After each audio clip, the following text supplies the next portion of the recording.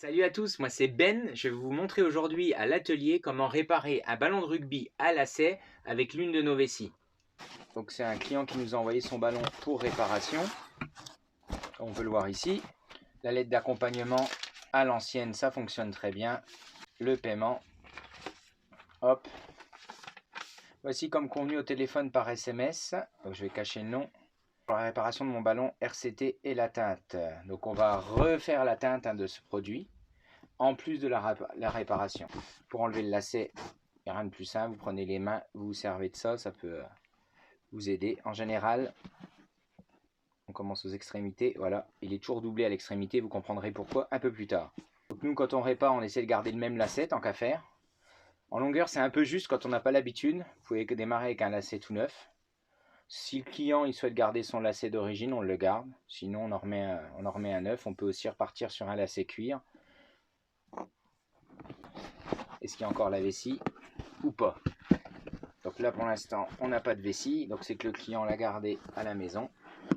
Donc nos vessies très épaisses, en général elles font plus de 100 grammes, beaucoup plus épaisses que ce qu'on pourrait trouver à l'autre bout du monde, ou enfin voilà. Même si bien que ça soit difficile d'en trouver dans tous les cas, des vessies en latex naturel de cette qualité.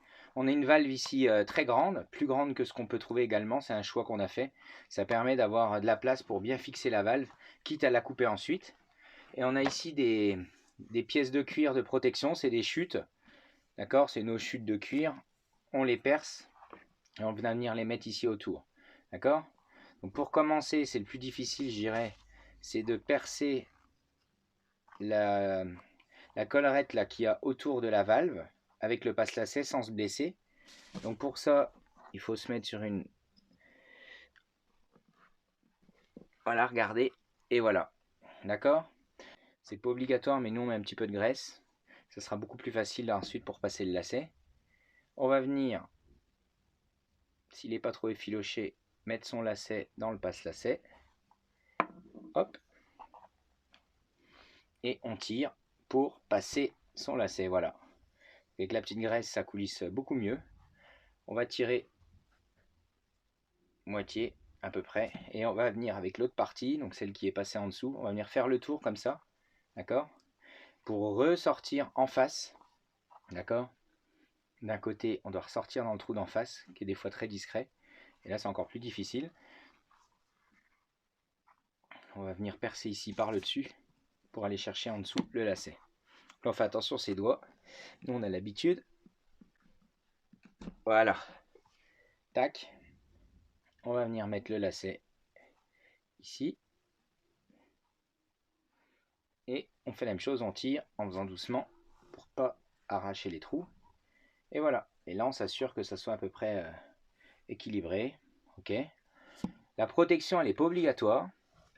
Nous, on le rajoute, c'est un petit plus. Vous pouvez utiliser un autre matériau. Nous, on utilise nos chutes de cuir, tant qu'à faire. On va venir mettre ça comme ça. Donc ça a double intérêt, c'est de protéger, vous allez voir quand on va terminer et lasser le ballon, éviter de percer la vessie avec un coup de passe-lacet pointu. Et esthétiquement, ça cache la vessie qui peut être d'une couleur comme ici rose, ça peut être un peu disgracieux. On est prêt, on va pouvoir la mettre à l'intérieur. Donc là, on la plie en 3. On la glisse.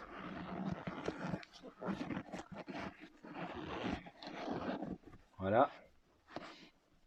On tient ça, d'accord. On évite de perdre la vessie dans le ballon. Et là, c'est là où c'est le plus important. Vous avez été nombreux à me demander, à nous demander comment démarrer, on va dire, le lassage. On commence toujours par un trou. Donc là, on se décide sur un côté. On va venir passer le lacet ici, regardez, et là on tire. Hop. D'accord. Et on va faire la même chose de l'autre côté. Il suffit de regarder, quand on tire, elle se positionne toute seule, la vessie. D'accord. Donc ça, on va le passer dans le trou en face. D'accord. Donc le troisième en partant de la droite. Et là, on a démarré le troisième en partant de la gauche, tout simplement. Vous pouvez démarrer dans l'autre sens si vous le souhaitez, toujours pareil. Le troisième en partant de la gauche et le troisième en partant de la droite. C'est tout simple. Donc on va croiser. Donc là, je démarre, on fait attention. On a la protection derrière. Donc normalement, il n'y a pas de souci. On peut graisser avec de la graisse épaisse le passe-lacet, la pointe du passe-lacet si on le souhaite. Nous, il est affûté. C'est pour ça qu'on propose nos propres passe-lacets, parce qu'on a quelque chose de beaucoup plus facile et plus costaud. Voilà. D'accord? Et ensuite, c'est parti.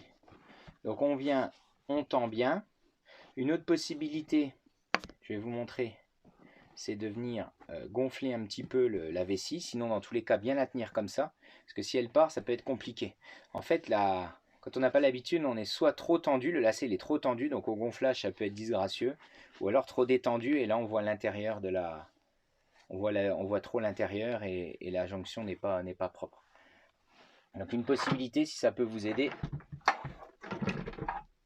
c'est de, comme ça, de mettre votre aiguille pour maintenir si vous le souhaitez. Donc là, je mets un petit peu de graisse. On graisse toujours. Vous voyez? Hop. Ça peut vous aider à la maintenir si vous le souhaitez. Vous voyez, ça évite qu'elle parte. On peut gonfler également un petit peu la vessie. Donc là, on va le faire. C'est un petit peu comme une chambre à air de vélo.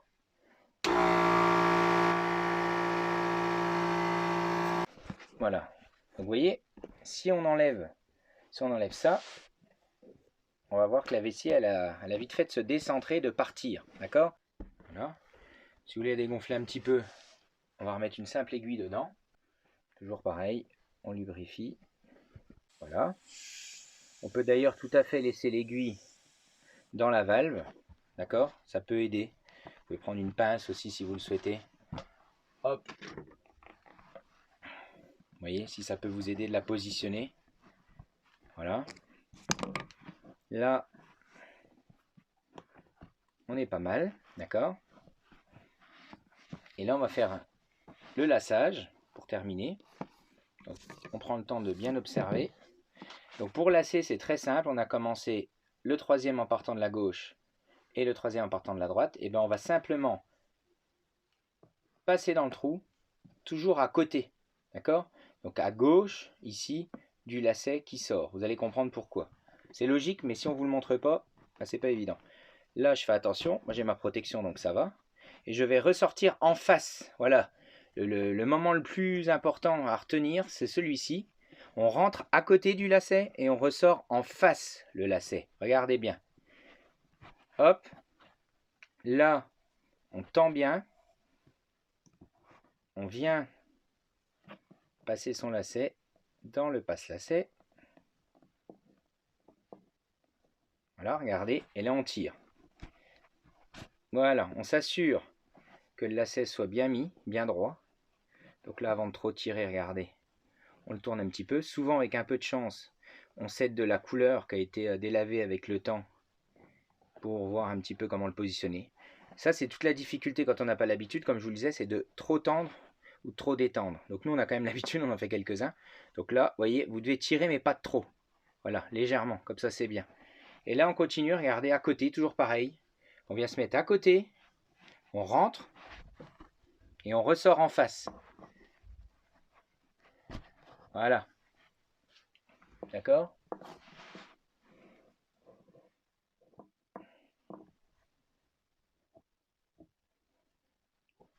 Toujours pareil, on tire et on revient. Regardez comme c'est propre. Voilà. On est pas mal. Là, pour le dernier, c'est le seul où cette fois-ci, on va rentrer au même endroit que le lacet qui sort. Et on ressort, par contre, toujours en face. Vous allez comprendre ce qui se passe. Il y a plusieurs possibilités pour terminer. Nous, on fait comme ça. On va venir le passer. On tire. Voilà. Et là, on est bon.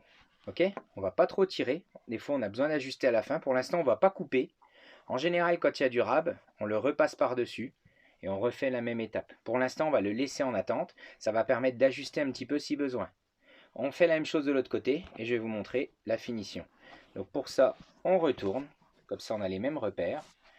On vient se mettre dans le trou à côté et on ressort toujours en face.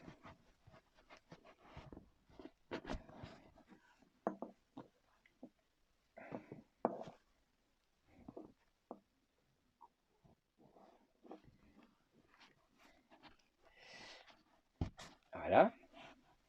On tire pas trop, regardez, hein, on voit vraiment la partie neuve claire du lacet, la partie salie avec la patine de l'époque, on va dire. Donc ça sert à rien de trop tirer. C'est pour ça que ça peut aussi aider de prendre le lacet d'origine.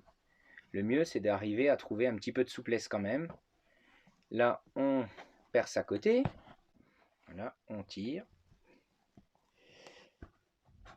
Voilà, on tire pas de trop, on laisse toujours un peu de souplesse. Voilà, regardez, quand on met à plat le cuir, vous voyez, on doit avoir un peu de passage pour la valve. Ce qu'on conseille, c'est quand même d'affiner un petit peu, de resserrer surtout les premiers lacets, les deux premiers lacets. C'est souvent ceux-là qui sont détendus et ceux du milieu qui sont trop tendus. Ça, c'est tous les petits conseils que je vous donne, regardez. Donc j'ai tiré un petit peu pour faire ressortir au maximum la valve. Ici, on va retirer aussi également, regardez, hop, vous voyez, on retrouve même un peu de hop, voilà. Là, on va venir enlever l'aiguille qui nous a permis de mieux voir la vessie, éviter qu'elle se sauve. Il arrive parfois qu'on ne la voit pas, qu'elle soit repartie. Donc là, c'est là où on peut se servir, regardez, de la pince pour écarter le cuir, d'accord, et tirer la vessie comme ça, regardez. Vous voyez, c'est l'intérêt d'avoir une grosse valve. Donc ça, on a bien la valve, on la maintient bien comme ça, regardez, voilà. Et là, on pince, et on va venir pouvoir mettre l'aiguille, voilà. On laisse les deux morceaux pour l'instant qui dépassent, qui permettent d'ajuster si besoin. Et là, en gonflant, normalement, elle va bien se positionner, la vessie.